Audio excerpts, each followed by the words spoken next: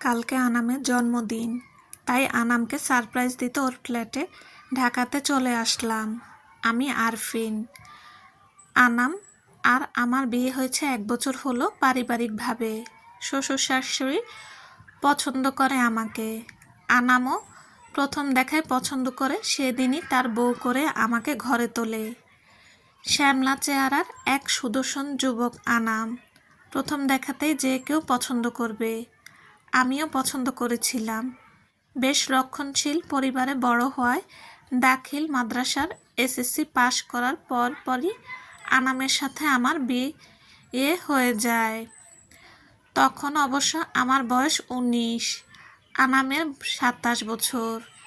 Anam engineer, চাকরি সূত্রে ঢাকা থাকে, মাসে একবার বাড়িতে যায়। আমার শ্বশুর শাশুড়ি বয়স্ক হওয়ায় আমাকে তাদের সাথে গ্রামেই থাকতে হয়। শ্বশুর শাশুড়ি খুবই ভালো মানুষ, আমাকে তাদের মেয়ের মতো ভালোবাসে। আনামও খুব ভালোবাসে। কালকে আনামের জন্মদিন, তাই এইবার শ্বশুর শাশুড়ি ঠিক করেছে আনামকে ওর ফ্ল্যাটে গিয়ে সারপ্রাইজ দেব। যেই কথা সেই কাজ। এখন রাত 10টা, আমরা ফ্ল্যাটের সামনে দাঁড়িয়ে আছি। বেল বাজাচ্ছি, কিন্তু মনে হচ্ছে ফ্ল্যাটে কেউ নেই, তাই আনামকে ফোন দিলাম। আনামের ফোন বন্ধ।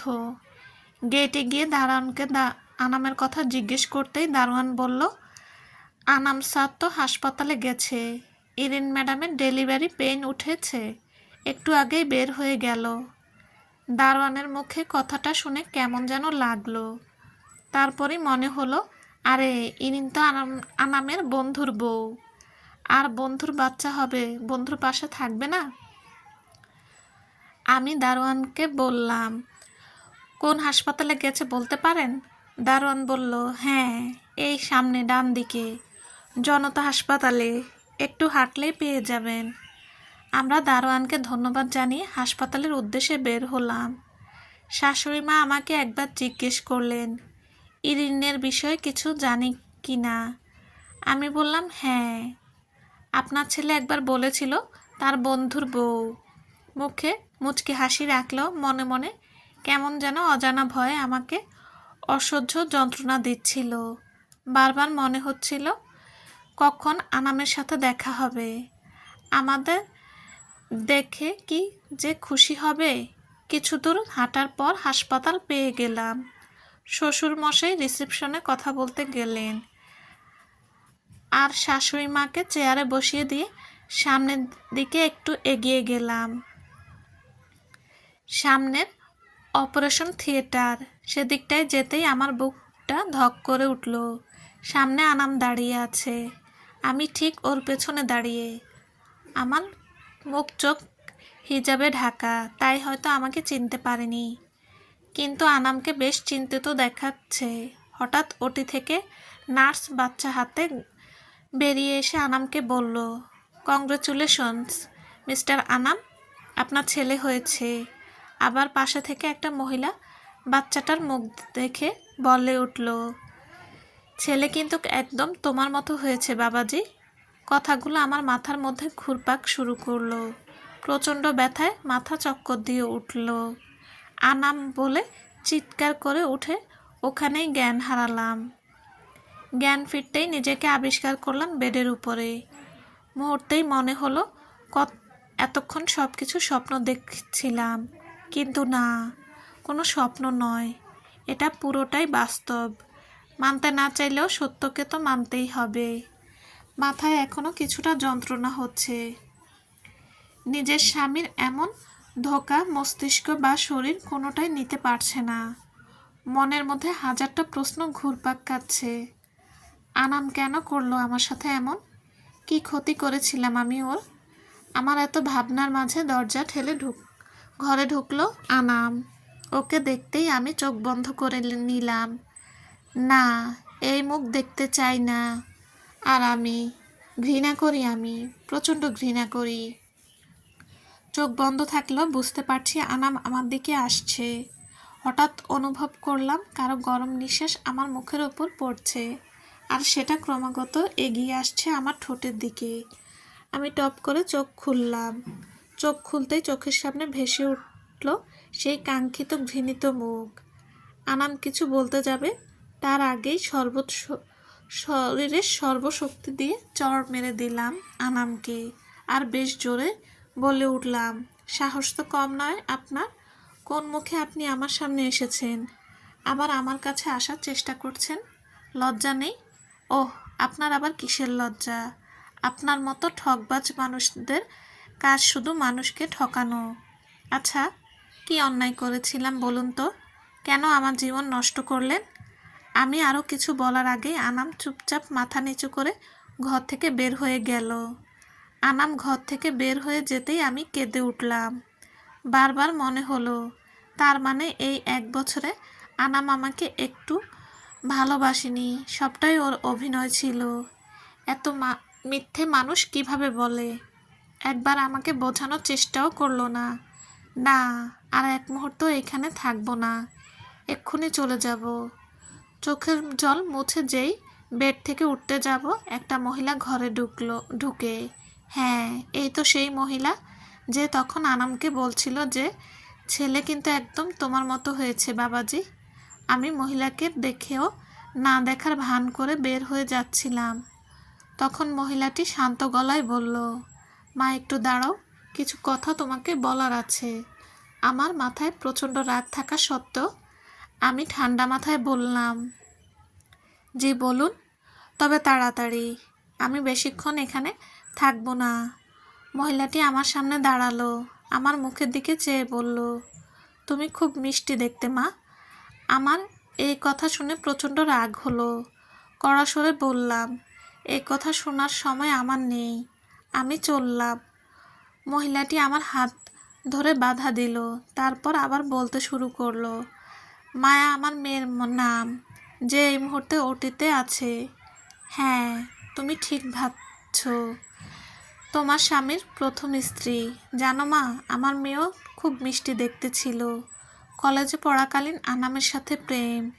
কলেজ শেষে আনাম তার বাবা মাকে আমার মেয়ের কথা জানায় যে ও মায়াকে বিয়ে করতে চায়। কিন্তু আনামের মা বাবা আমার মেয়েকে মেনে নেয়নি, কারণ আমরা গরিব, তার উপর আবার বাবা নেই। আনাম অনেক চেষ্টা করেছিল, কিন্তু তার মা বাবাকে রাজি করাতে পারেনি। একসময় আনামও হাল ছেড়ে দেয়, আমার মেয়ের সাথে সব সম্পর্ক শেষ করে দিয়ে শহরে চলে যায়। তারপর কেটে যায় 6টি বছর। আনাম পড়াশোনা শেষ করেই চাকরি করে। এই ধরো 1.5 বছর আগে আবার আনামের সাথে মায়ার দেখা হয়। তবে এই মায়ের সাথে আগের মায়ার আকাশ পাতাল তফাৎ। কারণ আমার মায়া তখন ব্রেন টিউমারের রোগী। মায়া ভেবেছিল আনাম তাকে ভুলে গিয়েছে, কিন্তু মায়াকে ভুল প্রমাণ করে আনাম মায়াকে আবারও ভালোবাসে আর মা বাবাকে না জানিয়ে মায়াকে বিয়ে করে। তখন অবশ্য ডাক্তার বলেছিল মায়ার হাতে সময় আছে মাত্র 6 মাস, কিন্তু বিয়ের 5 মাস পরই মায়া জানতে পারে ও প্রেগনেন্ট। কিন্তু আদৌ ও নিজে বাঁচবে কিনা সেই সন্দেহ থেকে আনামকে জানায়নি। কিন্তু এই দিকে আরও 3 মাস চলে যায়, মায়া বেশ সুস্থ হয়ে ওঠে। এক সময় আনামকে জানায় ওর মা হওয়ার কথা, কিন্তু আনামের যেমন খুশি হওয়ার কথা ছিল ও মোটেও তেমন খুশি ছিল না। মায়া অনেক জিজ্ঞেস করায় এক পর্যায়ে বলে, বাড়িতে গিয়ে ও তোমাকে বিয়ে করেছে। মায়া কষ্ট পেলেও নিজেকে সামলে নেয়, কারণ ও নিজেও জানে ও মাত্র কিছুদিনের অতিথি। ও তোমাকে কখনো হিংসা করেনি মা। আনামের ছুটি হওয়ার সাথে সাথে বাড়ি পাঠিয়ে দিত তোমার কাছে।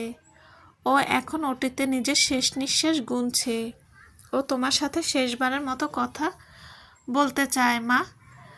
একবার ওর সাথে কথা বলো। আমি মহিলার কথা শুনে আমি কি রিয়েকশন দিব বুঝে উঠতে পারলাম না। শুধু বললাম, নিয়ে চলুন আপনার মেয়ের কাছে। মহিলা চোখের জল মুছে আমাকে নিয়ে গেলেন। বাইরে আমার শ্বশুর শাশুড়ি বসেছিলেন, কিন্তু এই মুহূর্তে কারোর সাথে কথা বলতে ইচ্ছে করছে না। মায়াকে লাইফ সাপোর্টে রাখা হয়েছে। আমি ঘরে ঢুকলাম, মহিলাটি ভেতরে আসলেন না। আমি মায়ার পাশে চেয়ারে বসলাম। মায়া ধীরে ধীরে চোখ খুলল। আমাকে দেখে মুচকি হাসি দিয়ে অক্সিজেন মাস্কটা খুলল। তারপর অনেকটা কষ্ট করে বলল, জানো আফরিন, তোমাকে সামনে থেকে দেখার আমার খুব ইচ্ছে ছিল। আনামের মুখে তোমার অনেক কথা শুনেছি, ছবিও দেখেছি, কিন্তু বাস্তবে দেখার খুব শখ ছিল। দেখো, আল্লাহ শেষ সময় আমার সেই শখ পূরণ করে দিলেন। আরফিন, আনামকে ভুল বোঝো না, সবটা বলতে পারো আমাদের ভাগ্য। আল্লাহ এমনটা চেয়েছিলেন জন্যই এমন হয়েছে। আনাম কিন্তু তোমাকে তার মা বাবার জোর করাতে বিয়ে করেনি, তোমাকে নিজের পছন্দে বিয়ে করেছে। ও তোমাকে খুব ভালোবাসে, আর আমি ওর জীবনের বোঝা ছিলাম শুধু, যাকে ও ফেলতেও পারছিল না, গিলতেও পারছিল না। তাই আনামের উপর আর রাগ করে থেকো না, ক্ষমা করে দিও ওকে, আর সাথে আমাকেও। আর আমার শেষ একটা ইচ্ছা পূরণ করবে বোন। তুমি যদি আমার এই ইচ্ছাটা পূরণ না করো, তাহলে যে আমি মরেও শান্তি পাবো না। বলো না বোন, আমার কথাটা রাখবে? এর মধ্যে আনাম বাচ্চাটাকে নিয়ে ভেতরে আসলো। মায়া আনামকে ইশারায় আমার কোলে বাচ্চাটা দিতে বলল।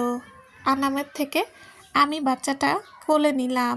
মায়া বাচ্চাটার হাত আমার হাতের উপর দিয়ে বলল, বোন, আজকে থেকে এই বাচ্চাটা তোমার। আজকে থেকে তুমি ওর মা। কথা দাও আমাকে, তুমি ওকে নিজের সন্তানের মতো বড় করবে। মায়ার এমন কথায় আমার প্রচণ্ড রাগ হলো। মনে মনে ভাবলাম, স্বার্থপর মহিলা মরার আগেও ঠিক নিজের ছেলের স্বার্থ দেখেছে। তাই আমি কিছু বললাম না, চুপচাপ থাকলাম। আনামও চুপচাপ দাঁড়িয়ে। হঠাৎ মায়ার নিঃশ্বাস জোরে জোরে নিতে লাগলো।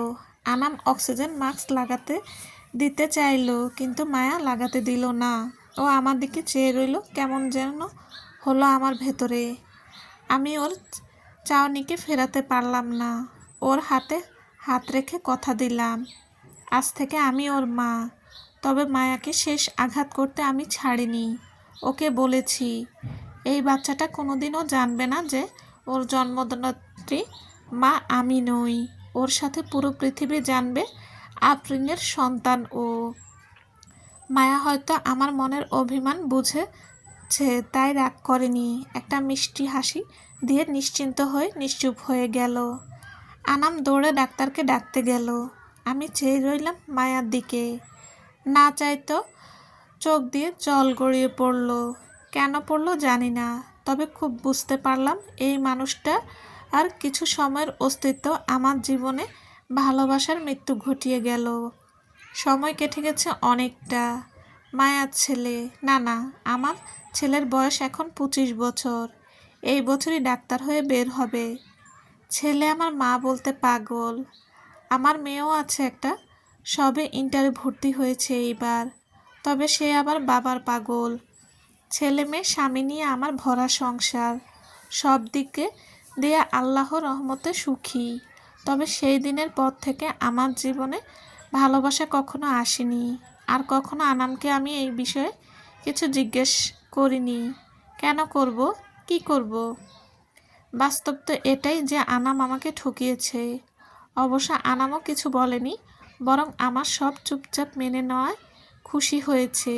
ও হয়তো ভাবে আমি সব ভুলে গেছি, কিন্তু ও জানে না, ওর প্রতিটা স্পর্শ আমাকে সেই সব কিছু মনে করিয়ে দেয়।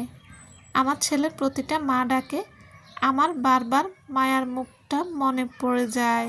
কেউ বুঝে না সেই দিনের ঘটনায় আমার ভালোবাসার মৃত্যুতে আমিও অনেক আগেই মারা গেছি।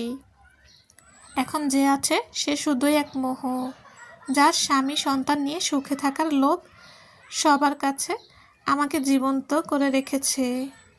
সমাপ্ত। হ্যালো ভিউয়ার্স, তোমার যদি ভালো লাগে প্লিজ একটা লাইক কমেন্ট করে দিও প্লিজ।